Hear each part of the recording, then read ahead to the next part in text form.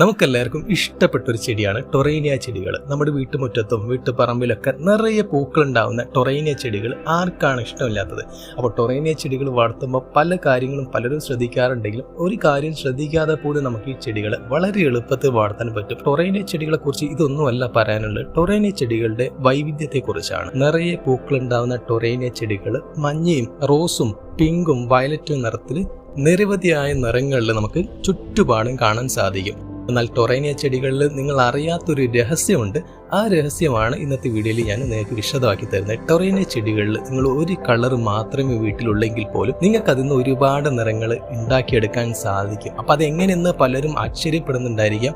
എന്നാൽ ടൊറേനിയ ചെടികൾ ഒരു കളറിൽ നിന്നും മറ്റൊരു കളറിലേക്ക് തലമുറകളായിട്ട് മാറി വരും എന്നുള്ളതാണ് സത്യം. അതായത് ചുരുക്കി പറഞ്ഞാൽ നമ്മൾ ഒരു കളറേ വെച്ചിട്ടുള്ളെങ്കിൽ അതിൻ്റെ വിത്ത് വീണ് മുളച്ചുണ്ടാകുമ്പം ആ തൈയിലുണ്ടാകുന്ന പൂക്കളിൽ മറ്റൊരു നിറമായിരിക്കും പ്രത്യക്ഷപ്പെടുക. നമ്മൾ പലപ്പോഴും ചിന്തിച്ചിട്ടുണ്ടായിരിക്കും എങ്ങനെയാണ് ഈ ഒരു നിറം നമ്മുടെ വീട്ടുപറമ്പിൽ എത്തിയതെന്ന്. പക്ഷേ സത്യത്തിൽ ഇത് നമ്മൾ ആദ്യം നട്ട ചെടിയിൽ നിന്നും ഉണ്ടായ ഒരു നിറം തന്നെയാണിത്. അപ്പൊ ഇത് തന്നെയാണ് ഈ ടൊറേനിയ ചെടികളെ മറ്റ് ചെടികളിൽ നിന്നും ഏറെ വ്യത്യസ്തമാക്കുന്നത്. ഒരു നിറം വെച്ച് കഴിഞ്ഞാൽ അതിൽ നിന്നും മറ്റനേകം നിറങ്ങൾ പ്രത്യക്ഷപ്പെടുന്ന ഒരു പ്രത്യേക സവിശേഷത ടൊറേനിയ ചെടികൾക്കുണ്ട്. അതുകൊണ്ട് തന്നെയാണ് ഈ ചെടിയെ ഭാഗ്യവാന്മാരുടെ ചെടി എന്നൊക്കെ പേരിൽ അറിയപ്പെടുന്നത്. കാരണം നമുക്കൊരു ഭാഗ്യമുണ്ടെങ്കിൽ ഒരുപാട് വൈവിധ്യങ്ങൾ നമ്മുടെ കയ്യിൽ വന്നു ചേരാൻ അതൊരു കാരണമാകുമെന്ന് പലരും പറയാറുണ്ട്. അതുപോലെ തന്നെയാണ് ടൊറേനിയ ചെടികളുടെ ഒരു കാര്യം. നമ്മൾ ഒരുപാട് ഭാഗ്യവാന്മാരായി പോകും ഒരുപാട് വ്യത്യസ്ത നിറത്തിലുള്ള ചെടികൾ നമ്മുടെ കയ്യിൽ എത്തിപ്പെടുമ്പോൾ.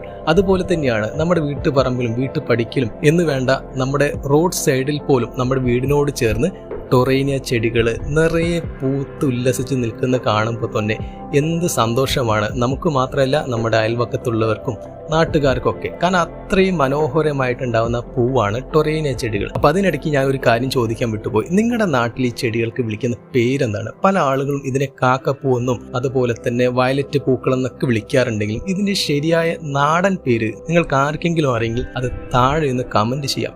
അപ്പോൾ ഈ ടൊറേനിയ ചെടികൾക്ക് വളം നൽകുന്നതിനെ പറ്റി പല ആളുകളും പല രീതിയിലാണ് പറയാറ്. ചിലർ പറയും ചാണകപ്പൊടിയും കമ്പോസ്റ്റൊക്കെ ഇട്ട് കൊടുത്തു കഴിഞ്ഞാൽ നിറയെ ചെനപ്പ് പൊട്ടി ഇത് പൂക്കുമെന്ന്. എന്നാൽ ചിലർ പറയാറുണ്ട്. എന്നാൽ ചിലർ ചെയ്യുന്നൊരു കാര്യമാണ് NPK വളങ്ങൾ സ്പ്രേ ആയിട്ട് ചെയ്തു കൊടുക്കും. അപ്പോൾ നമ്മൾ നഴ്സറികളിലൊക്കെ കാണാറുണ്ടായിരിക്കും ടൊറേനിയ ചെടികൾ ചട്ടിയിലൊക്കെ നിറയെ പൂക്കളുണ്ടായിട്ട് ഉണ്ടയായിട്ടിരിക്കുന്നത്. അധികം ഹൈറ്റിലേക്ക് വള്ളിയായിട്ട് ഞാന്ന് പോകാതെ ഉണ്ടയായിട്ട് പൂക്കൾ ഉണ്ടാവണമെങ്കിൽ നമ്മൾ ഫാക്ടം ഫോസ് എന്ന് പറഞ്ഞിട്ടുള്ള വളം ഒരു നുള്ള് ചട്ടിയിലിട്ട് കൊടുത്ത് നന്നായിട്ട് നനച്ച് കൊടുത്തു കഴിഞ്ഞാൽ നിറയെ ഉണ്ടയായിട്ട് ചട്ടിയിൽ പൂക്കും.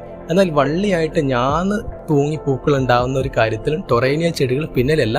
അപ്പം ഇങ്ങനെ പൂക്കൾ ഉണ്ടാകാൻ വേണ്ടി നമ്മൾ ചെയ്യേണ്ട കാര്യം ഒരു നുള്ള് യൂറിയ ഈ ചെടിയുടെ ചുവട്ടിലിട്ട് കൊടുത്തു കഴിഞ്ഞാൽ വള്ളിയായിട്ട് തണ്ടുകൾക്ക് നീളം കൂടുകയും അതൊരു വള്ളി പോലെ ഞാന്ന് പൂക്കൾ ഉണ്ടാവുകയും ചെയ്യും. അതുകൊണ്ട് തന്നെയാണ് ടൊറേനിയ ചെടികൾ പലരും ബാസ്ക്കറ്റിലൊക്കെ കാസ്കേഡിങ് പ്ലാന്റ് ഒക്കെ ആയിട്ട് വെക്കുന്നത്.